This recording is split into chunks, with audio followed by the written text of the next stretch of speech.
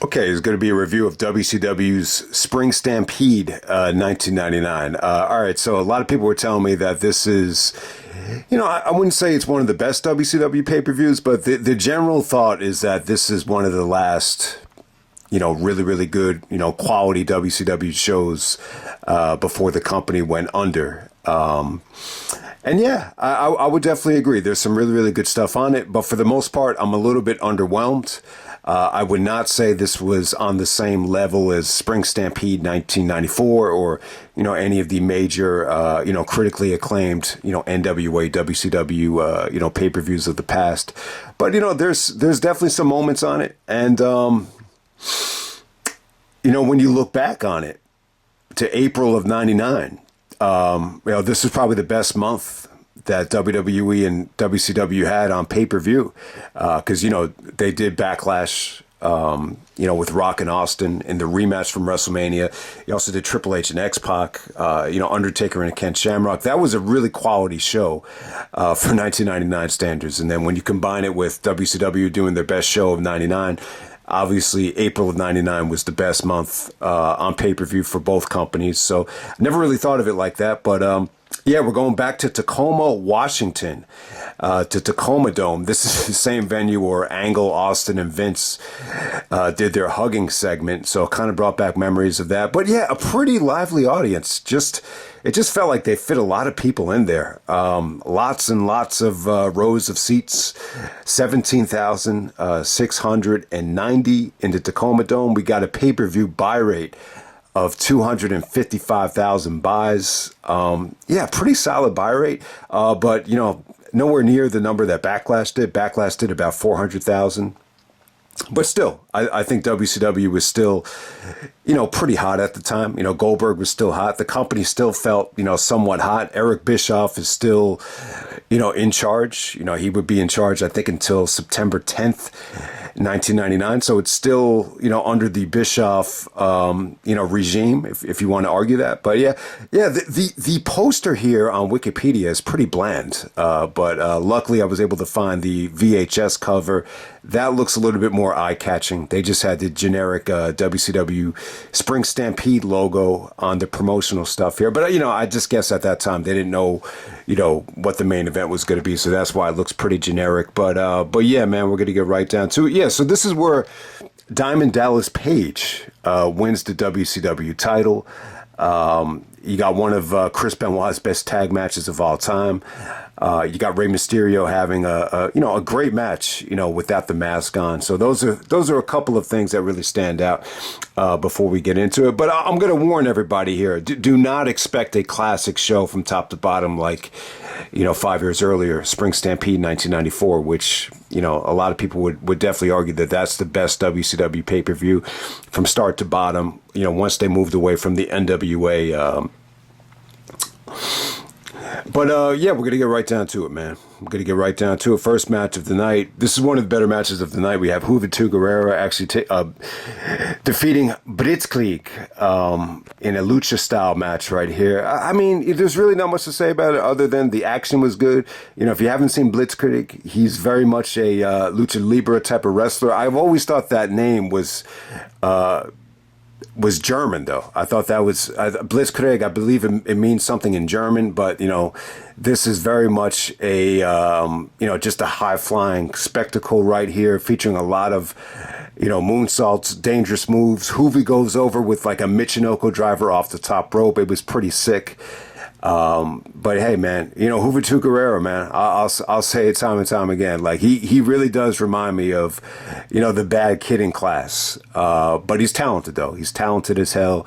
And, there's a reason why he was in WCW. He was definitely a hot commodity. So I think the opener right here is, definitely one of the more intriguing, things of the night. Next up, you have Bam Bam Bigelow, taking on Hack with Chastity. This is a hardcore match. Okay, so Hack is actually the Sandman here. So it's Sandman versus Bam Bam Bigelow in a crazy match. I didn't care for this. I really didn't. This just felt to me like Bischoff wanted to take, some, guys that were popular in ECW, from 1998 in Bam Bam, or, even back in the heyday with the Sandman, and just kind of, let them do what they did in ECW on a WCW stage. And for some reason, the magic just wasn't there for me. I mean, it was crazy. I mean, they busted their ass here. Tons of weapons, tons of crazy stuff. You know, the fire extinguisher stuff by Chastity leading up to the match kind of gave it more of a soap opera feel. So, but hey, you know, they tried to sell this on commentary like it was one of the most brutal matches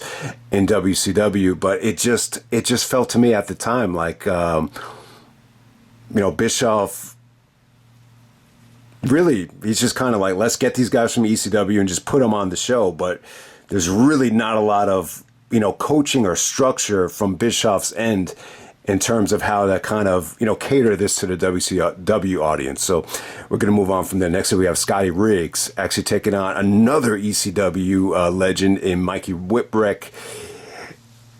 Yeah, man. You know, with Mikey here, you know, this is an example of a guy that should have never left ECW. It's almost like one of those things where Bischoff just wanted to take the heart out of ECW. I mean, you've seen this in Ring of Honor at times with Sugarfoot, where you've seen these guys that are very generic and, you know, basically guys that, you know, are part of the wrestling school or the ring crew, and miraculously they somehow get over. So, you know, if you see the Rise and Fall of ECW documentary, they spent a whole chapter on Mikey Whipwreck and how he won the ECW title. I think he actually beat Austin to win the ECW title. So yeah, but this is a guy that should have never left ECW, but you know, the money was obviously there, so he did it. And it just felt to me like, you know, Bischoff just wanted to humiliate him and have, you know, this guy Scotty Riggs go over. And if you haven't seen Scotty Riggs yet, I've never heard of him. I believe he was actually in Raven's Flock. Great shape though, kind of a combination of Robert Roode, you know, mixing in with Buff Bagwell, and kind of had that type of physique, you know, could do a good drop kick. Guy was in great shape, but, you know, for the most part, the fans were chanting boring here. So we're going to move on to Konnan actually taking on the Disco Inferno. I just never got into Disco Inferno, man. You know, he's one guy that never really made the jump, you know, to the other side of the tracks. I can't really tell if he's more of a comedy guy or whatever here, but, you know, it was a good showcase from Konnan, though. You know, Konnan was obviously, you know, just amazing on the mic. You know, obviously he's got a great history going back to, you know, Mexico. So, you know, you get to see, you know, the real Konnan here, to see exactly what he can do. You know, he wasn't able to show how great of a wrestler he was in TNA. So if you love LAX and you love, you know, the mouthpiece that Konnan was, you get this, you can see he's got a lot of talent here. The match wasn't great or anything like that, but you could definitely see, you know, Konnan is more than just a, you know, a mouthpiece for LAX or for, you know, 3 Live Crew or whatever. Next up, we have Rey Mysterio Jr. without the mask, taking on Billy Kidman for the WCW Cruiserweight Championship. So I believe this match is actually champion versus champion. I think Mysterio and Kidman are actually tag team champions here, but it's for Kidman's WCW Cruiserweight Championship. So yeah, this is the same belt that they used during the Invasion. Kidman comes out with the same ring attire and the same theme song that he did at Invasion. So it's funny, like, you know, it's bringing back memories of Invasion. I mean, it shouldn't be doing that, but I was never really a big WCW guy, so a lot of this stuff reminds me of the Invasion instead of, you know, WCW. But, you know, I believe Bischoff thought Mysterio was actually a really good looking guy. And I would definitely agree. I think Mysterio at the time, I mean, he looked young. He looked younger than Dominic. He looked like, you know, almost like a, you know, badass Latino rebel, very much like Juventud Guerrera. So it's a definitely a more of a street version of Rey Mysterio. If you never got to see, you know, there are times where I've seen Mysterio without the mask, and I'm just like, man, they should have never had Rey on mask. But this was one time where I'm just like, I can't actually understand it here. The problem with this match was it didn't feel like the fans gave a shit about it. The fans didn't give a shit about anything up to this point. Let me just make that clear. That's what made, you know, this show a little bit tough to watch. But, you know, as the show progresses, you could feel the connection with Benoit. You could feel the connection with Scotty. You could feel the connection, especially with Goldberg at this time. And obviously the main event is, you know, star-studded as hell. But, I think with this match right here, I just don't think you had a clear cut, you know, babyface or heel. They were just kind of competing, you know, for the championship here. There was really not a lot of investment. But in terms of, you know, Mysterio and Kidman, It wasn't watered down. They were able to do their thing. That's what it felt like Bischoff, did. He let guys do their thing. It didn't feel like he had, the fanboyism that Tony Khan has, but at the same time, it didn't feel like he had the, you know, he implemented the structure that Vince McMahon would do, where guys had to be totally watered down and try to learn the WWE style. It's almost like Bischoff said, just do your thing, whatever the crowd reacts, it doesn't really matter. Just go on and do your thing. That's how it kind of came off to me. But it was good though, man. It was good. Mysterio busted out some great things. He countered Billy Kidman's shooting star press into a bulldog off the top rope. You just see Mysterio do a ton of leg scissors, tons of crazy stuff into the crowd from both guys. Yeah, I mean, it was good stuff. I just felt like something was missing in terms of overall fan investment. But, if you want to argue that this is a 4-star match in terms of talent and skill, I got no problem with that. All right, next up we have the match of the night. And, one of Chris Benoit's best tag team matches of all time. So, yeah, Mysterio and Kidman, they're actually the tag team champions. So this is not for the tag team titles here.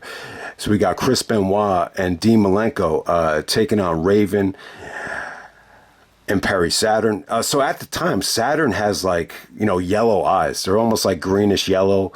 And he's actually wearing a skirt very similar to Raven. I got to say, the crowd was incredible here. There was, Benoit and Malenko got a lot of heat. Arn Anderson is out there with them. So the 4 horsemen are clearly heels now. Flair, I believe he's actually the president. So yeah, Flair at this time, very similar to when he was the owner of Raw. Kind of a little bit on a power trip, and he's actually the champion as well. So definitely keep that in mind. But yeah, Benoit and Malenko here, man, I felt like if this had gotten another 5 minutes, this would have been a classic. It clocks in at 14 minutes. So, the ending came a little bit too soon for my liking, but I'll tell you what, man, it was great stuff though. Perry Saturn, really surprised the shit out of me here with the Rings of Saturn submission. Even leading up to this match, you could tell Perry Saturn was really coming into his own. He put his body on the line. He took chances. You saw him do that in ECW as well. But at this time, if WCW was still, I would say very much, inspired by ECW. It just felt like the whole industry was really turning up the notch with hardcore wrestling. So you saw a ton of table spots here. The ending here is sick as hell.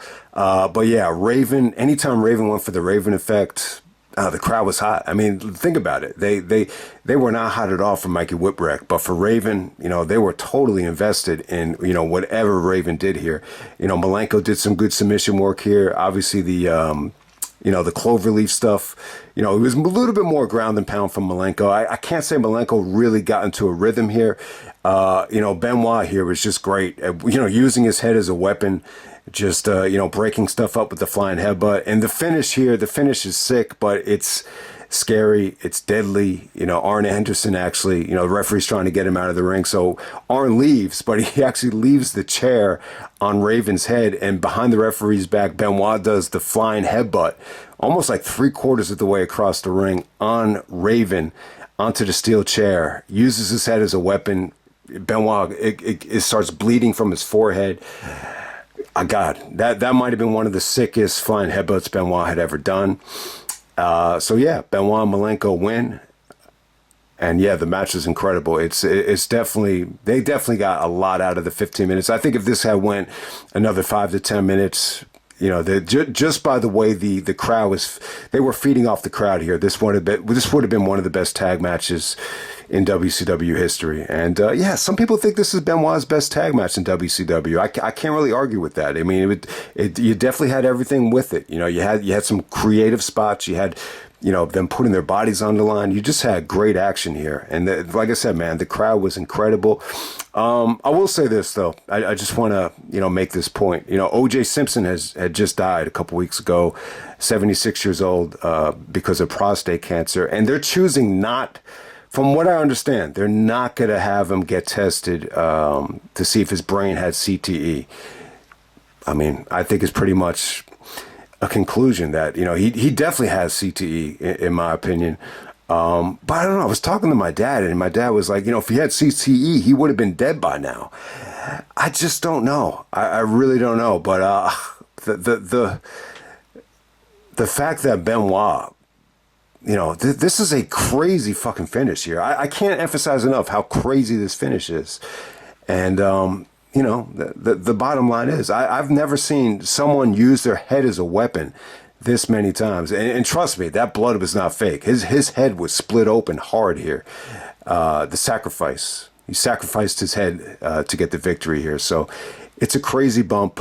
You wish in retrospect Benoit had never, taken bumps like this. I mean, people have tried to argue with me that the flying headbutt is safe. I just don't think it's safe when you're, landing into chairs or landing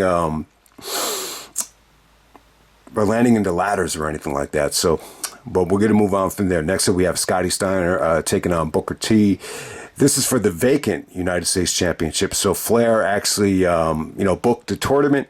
The winners, Jericho was actually in the tournament. They actually show footage of Jericho, losing the Booker T here. But sadly, Jericho is on his way to the WWE.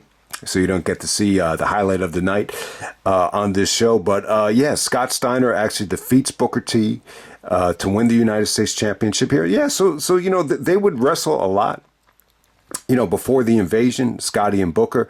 So you get to see, Scott Steiner here, it felt to me like he was showing off like this new physique. And, when he came out, he's just, it's really him just like talking shit to the fans, him showing off the physique. There's a scene here where a guy and his wife are going at it with Scott Steiner. And it's funny because the husband is talking shit to Steiner. And then the wife is like drooling over Steiner, like feeling up his chest. And Scotty's like, yeah, you don't have these type of muscles, to show off to your wife. And the guy's like, well, I get to go home with her. So you have that going on there. It was kind of weird. I mean, really, really weird shit. But I will say this, being jacked up and, being on what, doesn't really, get you anywhere in the bedroom or get you anywhere in the ring. I'll just say that. But, and it's funny, they were actually chanting, Steiner was really this is just him just showing off his muscles for most of the match. I didn't think it was that good, but there was actually a steroids chant during the match. And, Steiner kind of played up to it. But yeah, I mean, Booker T definitely had his moments here. There are moments where, Booker they both looked in great shape. Scotty was definitely a little bit more powerful and moving better here for the most part. This version of Steiner was not bad. I'll definitely say that. It just was definitely a little bit too much trash talking and showboating, very, very low on wrestling. But, the finish is pretty damn good here. I can't really tell what Steiner took out, but I believe he actually took it. It looked like a cigarette lighter. So when Booker was going for his finish, Scotty took out like a cigarette lighter underneath his tights and puts Booker away. But you could definitely tell they definitely had a decent amount of chemistry. I just think Scotty, he was too much of a heel here for this to really get going. I just thought it kind of dragged for the most part. I know some people, would love this match a lot more than me, but I just wasn't feeling it. I think they've had probably better matches in the past that were shorter and more effective than this. But I will say this: I think Booker T looked awesome here. He looked clean, but at the same time, he was explosive and athletic as hell. So definitely check it out if you're a Booker T fan. All right, next up we have Goldberg taking on Kevin Nash. Nash comes out with Luger and the lovely Miss Elizabeth. It got more time than I thought. So this is Goldberg getting his revenge from Starrcade 1998 on Kevin Nash. I'll tell you what, man, when Goldberg came out, it was huge. I mean, it really did feel like WCW's version of Austin. They even said, people want to wonder why wrestling is so hot right now. Go figure. Look at who's coming out right now. So it kind of had that feeling to it. And yeah, it definitely felt to me like, man, maybe they took the title away from Goldberg a little bit too soon because he had so much juice, so much life. And I don't know if the fans just really wanted to see, Goldberg get his revenge on Nash, but Yeah, man, this is prime Goldberg. It felt like 1998 Goldberg. It didn't feel like he lost any steam, especially when you consider how much criticism the booking got after he lost the belt, to Nash at Starrcade. They did some stuff with Scott Hall here where Nash tried to pay tribute to him. Some guy in the front row had a sign that said, "I'm Scott Hall's son." So there was a lot of digging at Scott Hall because of the cattle prod, finish at Starrcade. The match is a little bit ugly though. I'll give Nash credit. He actually leapfrogged over the spear. I was shocked that Nash didn't tear his quad there, but I think the match was ugly as hell. But at the same time, for some reason, Goldberg and Nash's matches got great reactions. I think the match at Starrcade is actually I was shocked at how much invested the crowd was in that Starrcade match, and the same thing here. The offense looked ugly, but at the same time, it's almost like, man, I can't believe Goldberg was able to get Nash up for the jackhammer there. Yeah, he actually fights off the interference from Luger. God, Luger did not look good here. He looked broken down. He had his shirt on and everything, and you could just tell it just doesn't feel like the same guy. All right, then the main event. We have a four corners match for the WCW Heavyweight Championship with the Macho Man Randy Savage as the special guest referee. Yeah, so you got five corners worth of stars here: Savage, DDP, Flair, Hogan, and Sting. Before this match started, I said to myself, "Man, this has got to be probably Hogan's best match in WCW." I mean, I was like, man, because I know a lot of people are going to think this is a good match because you definitely have some good elements here.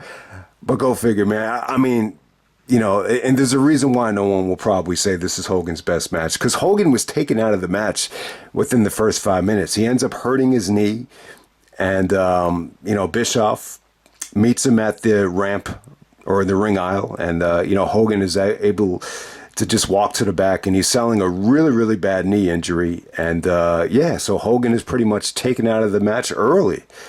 Wow, man. But in terms of Hogan here, it's pretty much an NWO Wolfpack version of Hogan, if I'm not mistaken. And so he's not really back to the red and yellow yet. I think that comes later on in the summer around Hog Wild or Road Wild 1999, where he takes on Nash for the title. But in this particular time, he's NWO, but he wrestled as a babyface though. When him and Flair were going at it here, Flair was clearly bumping as a heel, and Hogan was playing the babyface. So I can't say that Hogan was that over. It was just kind of, the support for Hogan was just kind of there. It wasn't overwhelming. It didn't feel like, oh man, the fans are dying to see a Hogan babyface turn. So the Hogan stuff was kind of weird, but it does kind of make sense that he was taken out of the match early because, Hogan in a four-way, it just sounds really, really weird to me. And, this whole match seems kind of weird as well because, when you think about Fatal Four Ways, I don't really think they became a thing at this particular time yet, especially in WWE. I mean, they had done maybe one triple threat match at Breakdown 98, and that was really it. They really hadn't done the triple threat or Fatal Four Way thing in the WWF at that time. But hey, back to the match. The match is pretty good. It had some good moments to it. There were moments here where I felt like it was just weird and kind of clunky. Savage as the special guest referee definitely took away from the match, but he did end up costing Flair the match. So you have shades of, WrestleMania 8 here. I don't know I don't know exactly why Savage turned on Flair. I don't think it had anything to do with Elizabeth or anything to do with WrestleMania 8, but when Flair had the figure four locked on, Savage goes to the top rope and does his elbow drop. But for the most part, I thought Savage, even as a referee, I just didn't think it looked like the same guy. I didn't think he moved very well. Even some of the counts, I just thought they looked slow. So, but the good stuff here is, you get Flair and Sting really kind of, working their magic here in 1999. Over 10 years after the Clash of Champions match. And, Sting looked awesome. Sting in 1999 is still in his prime. Some people think this is Sting's last, great year, 1999. And, I thought Sting and Flair, still had their magic. Flair in '99 is still a lot better than Flair in 2001 or even 2003 or 4, during the Evolution days. So yeah, Flair looked pretty good here. They're not too far removed from, the 1994 version of Flair, where, he could still pretty much carry anybody to a great match, even though he's probably not, the best wrestler in the world anymore. But yeah, Sting and Flair were awesome here. And yeah, DDP was good. DDP, I thought it felt like a breath of fresh air. They did some creative stuff here. They actually did a triple sleeper hold here, or a double sleeper hold, which looked like a triple. But I thought that was innovative. I'd never seen anything like that. Flair sold really well for DDP as well. DDP goes over with the Diamond Cutter. And it came off really, really good.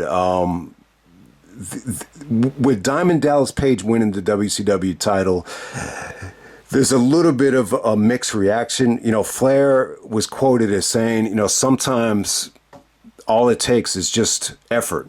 It's just a guy just working hard, and you never know what could happen. It's almost like saying he didn't have like a lot of star power, but he was a hard worker.